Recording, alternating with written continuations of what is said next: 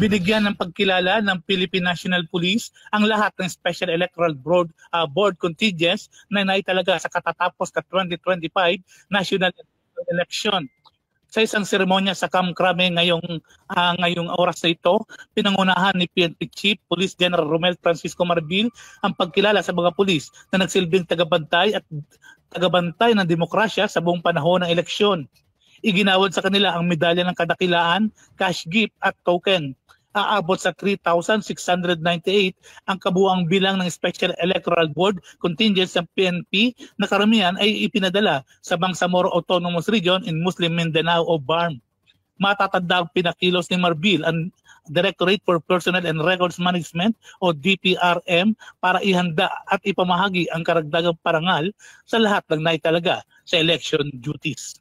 Ako si Edwin Balasa ng Abante Radio. Ito ang balitang mabilis, mabangis, walang mintis.